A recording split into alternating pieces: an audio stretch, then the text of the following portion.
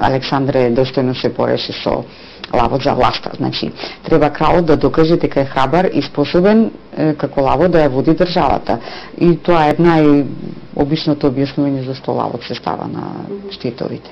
Лавот гледате, од антиката, дури македонските кралеви, заборави да кажам, например, наместо повеќе сакале, како што запишал Константин VII Порфирогенит од 10 век, повеќе сакале да се укразуваат со кожа од лав на главата, да носат наместо диадема и повеќе ја ценеле.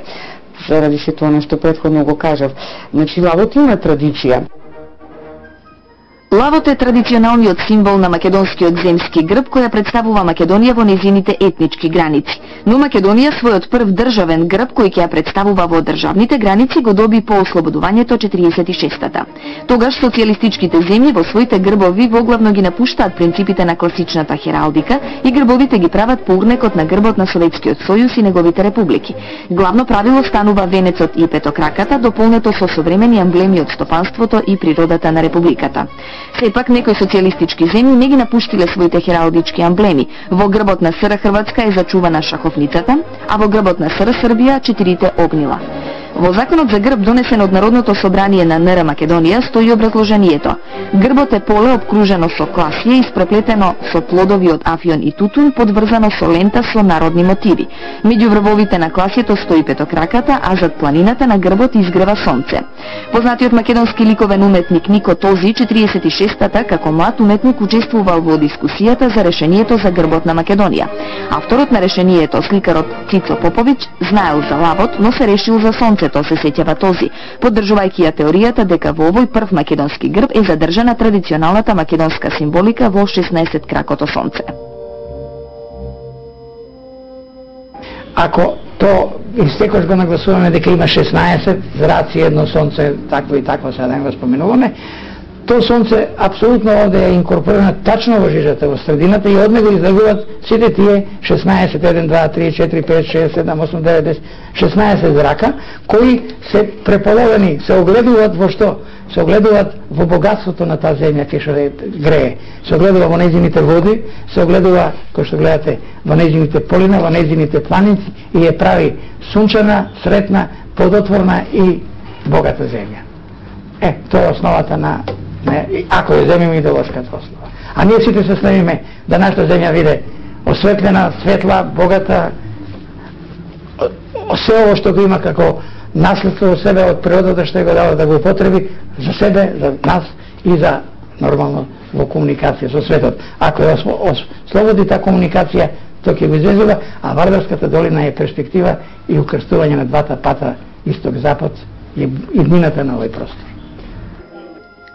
По референдумот за самостојна Македонија и новиот устав од 1991 година, Македонското собрание прави обид да донесе закон за нов грб. Распишан е конкурс на кој пристигаат голем број решенија, меѓу кои бројни се оние со предлог на македонскиот грб да му се врати лавот или да се представи сонцето. Стручната комисија во состав Анета Светиева, етнолог, Александар Цветковски, ликовен уметник, Коста Балабан, историчар на уметност и Димитар Кондовски, ликовен уметник, издвојува неколку предлози од пристигнатите на конкурсот со традиционалните символи, но тие не се по вкусот на пратениците. Прашањето се политизира. На 41-та собраниска седница ВМРО ДПМН бара да се врати лавот, либералите и СДСМ тоа го отфрлаат како решение, а ПДП навестува дека сака на грбот да бидат застапени албанските национални белези. За изгласувањето на законот за грб е потребно двотретинско мнозинство во парламентот. Пратениците не се согласуваат и новото решение за грбот се одложува. Тогаш председател на собранието беше Стојан Андов. Во конкурсот имаше многу големи разлики во решавањето и колку јас се сеќавам немаше чист јасен предлог од стручните луѓе. Имаше многу теории за хералдиката. Мислам, и прашањето беше премногу политизирано. Се застапуваа теории за тоа колку ако едно прашање се реши, што ќе се случи, ако друго прашање се реши, што ќе се случи и така натаму. Меѓутоа, очигледно не можевме да дотераме до таму да дојде и до промена на грбот. Како што знаете, знамето на вистина, за знамето дори два пати се промени. Химната ја усвоивме, старата химна македонска, што го ни беше и пред тоа, не се промени. А кај грбот не сме ни донеле закони, не успеавме до таму да тераме работата. Имаше многу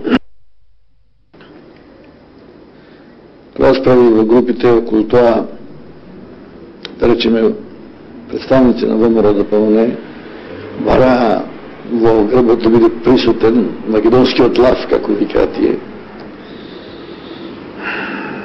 Тогашните либерали и СДС има резерви према лавот.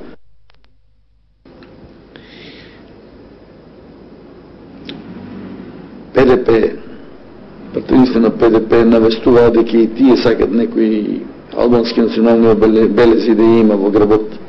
Така да беа многу далеку. Сите работи не се постигна согласност.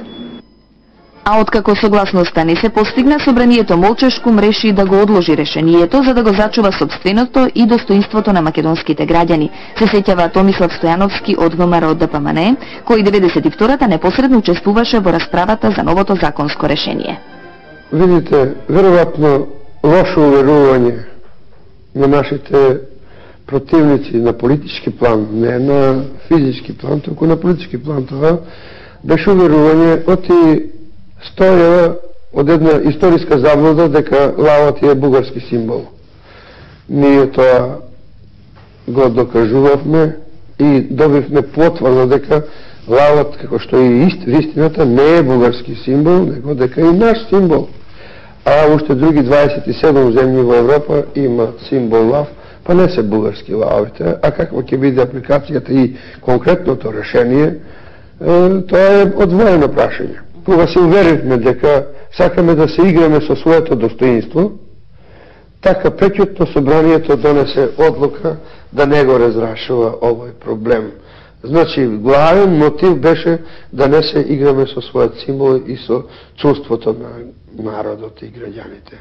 Па дојдоа разни решенија, се појави сега албанскиот блок со решение на орлите, се јави, така да кажем, и српскиот блок со решение исто така на орлите, само едните ги има црните, други бели и слично таа работа, и така овој момент на одлука за грбот на Македонија се раствина некако, отиде без решение. Сметам дека направивме голема грешка кога ја создававме државата од темелни основи да биде меѓународно и суверено на држава, признаена, требавме и овој символ да го разрешиме. Последната иницијатива за нов грб доаѓа од пратеникот Никола Поповски од СДСМ 95-та година. Предлогот предвидува мали измени во постоечкиот грб, но тој никогаш не доаѓа на дневен ред на собранието. Да, беше досега последниот обид да нешто се направи со грбот. Таа иницијатива е поднесена на почетокот на 95-та во февруари месец. Ја поднесов од две причини. Прво, и тогаш како и сега отворено стои прашањето со грбот на Република Македонија, кој согласно уставниот закон треба да се донесе, не е донесен.